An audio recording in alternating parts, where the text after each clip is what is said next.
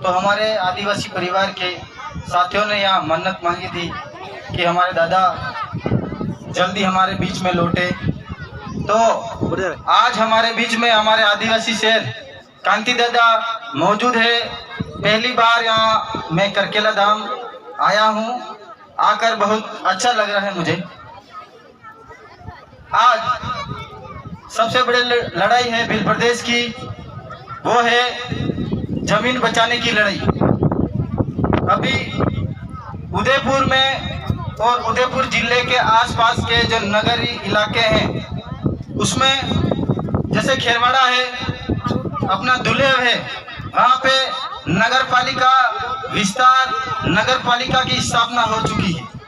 हमारे उदयपुर में नगर पालिका काफी समय से है, लेकिन अभी नगर पालिका से बढ़ाकर उदयपुर के आसपास 30 किलोमीटर एरिया में उदयपुर विकास प्राधिकरण नाम से उदयपुर के आसपास जो गांवों में लोग बसे हुए हैं उनकी बिला नाम जमीन है, वो जमीन छीनने का षड्यंत्र सरकार द्वारा किया जा रहा है। आप सबको ध्यान होना चाहिए और ये आपके साथ भी हो रहा है। दुलेब में नगर पालिका लागू हो गई है, उसके आसपास के जितने भी गांव हैं वो आप लोग सुन लीजिए। खेरवाड़ा के आसपास जितने भी गांव हैं आप लोग सुन लीजिए, आपकी जमीन बहुत जल्द जाने वाली है। जिसकी खातेदारी जमीन है वो ये मत सोचना मेरी तो खाते में है, लेकिन आपके भाई की जो जमीन है किसी न किसी की बिला नामे जमीन होगी, कब्जादारी जमीन भी है, वो जमीनें सरकार लेने का षड्यंत्र शुरू कर चुकी है। अगर आप लोग अभी भी नहीं जागे तो बहुत जल्द ये लोग उद्योगपति होटलदारियों को ये जमीन दे देंगे। आज विकास की बात कर रहे हैं, करकेला धाम की इतनी यहाँ पर विकास के नाम पर वन विभाग और जो होटल उद्योग है जो करकेला धाम पे भी एक दिन चढ़ जाएंगे, मैं आपको बोल रहा हूँ। इस बात को नोट करना, आदिवासी धाम करकेला हमें किसी का विकास नहीं चाहिए, कोई वन विभाग नहीं चाहिए। किसी के विकास के नाम पर आदिवासी जो स्थल है करकेला उस पर कब्जा नहीं होना चाहिए। आसपास के जितने भी यहाँ करकेला का निवासी है उसको मैं आज के बोल के जा रहा हूँ कि यहाँ वन विभाग वाले भी आएंगे और विकास करने वाले आएंगे, कमल कांग्रेस के नेता भी आएंगे जो विकास के नाम पे आसपास की जमीन हड़पने की कोशिश करेंगे। आज भील प्रदेश में सबसे बड़ी लड़ाई अपनी जमीन की है। हमने 18 तारीख गई थी भील प्रदेश में आदिवासियों जमीन बचाने के लिए 18 अगस्त को पूरे उदयपुर कलेक्ट्री को जाम कर दिया था। आपको भी घर से बाहर निकलना पड़ेगा, अपनी जमीन को बचानी है तो कमल कांग्रेस के नेताओं को छोड़ना पड़ेगा। संविधान में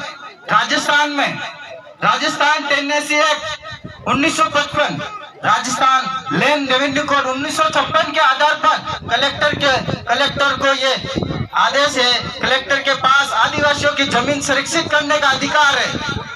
लेकिन कलेक्टर महोदय हमारे आदिवासियों की जमीन नगर पालिका यूडीए और यहाँ खेरवाड़ा के आसपास की जमीनें भी नगर पालिका दे रही।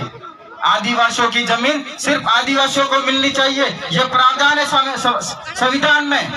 और हमारे संविधान में 243 ZC के तहत नगर पालिका, नगर निगम, यूआईटी ये सभी अवैध है। उसके बावजूद भी ये कमल कांग्रेस के नेता क्यों नहीं बोल रहे? क्योंकि इन जमीन छीनने वाले जो लोग हैं वही लोग कमल कांग्रेस को चुनाव में पैसा देते हैं, वही पैसा खर्च करते हैं और वही पैसे आपको दारू और साड़ियों के रूप में आपके पास मौजूद होते हैं। आप खुश मत हो जाना, हमको दारू मिल रहा है, हमको साड़ी मिल रही है, इसके पीछे बहुत बड़ा षड्यंत्र है। आपके पैसों से आपको दारू और आपको साड़ियां दे जाएंगे और थोड़े दिन बाद 1-2 साल बाद पता चलेगा कि ये पीछे वाली जमीन खिसक गई, आगे वाली जमीन खिसक गई। तो साथियों, ये आदिवासी परिवार का जो भील प्रदेश का कारवा है ये कोई छोटा मोटा काम नहीं कर रहा है, ये आदिवासियों की जल जंगल जमीन बचाने का काम कर रहा है। आपको साथ देना होगा मेरे साथियों। आप सोच रहे होंगे ये छोटे मोटे बच्चे आकर क्या भाषण कर रहे हैं, ये भाषण कर रहे हैं कि जाग जाओ मेरे साथियों। आदिवासी परिवार आपकी जमीन बचाने के लिए आया हुआ है, उनके साथ आपको जुड़ना पड़ रहा है। हमको यहाँ चुनाव लड़ने के लिए, इलेक्शन लड़ने के लिए, प्रचार करने के लिए आए हैं। तो एक एक नियम है, एक व्यवस्था है जिसके अनुसार एक आदमी विधानसभा, लोकसभा या जिला परिषद में जाके आदिवासियों के अधिकार के लिए बोल सकता है। तो उस व्यवस्था को बनाने के लिए, उस व्यवस्था के अनुसार आदिवासी परिवार एक आदिवासी सिलेक्शन प्रणाली द्वारा एक व्यक्ति को चयन करेगा। वो व्यक्ति अपनी आवाज विधानसभा में बुलंद करेगा। ऐसे व्यक्ति को आपके बीच में चुनना होगा मेरे साथियों। यही बात बोलकर मैं अपनी वाणी को विराम देता हूँ। जय जोहार, जय आदिवासी, जय भीम प्रदेश। एक बार नारा लगाएंगे, जय जोहार का नारा।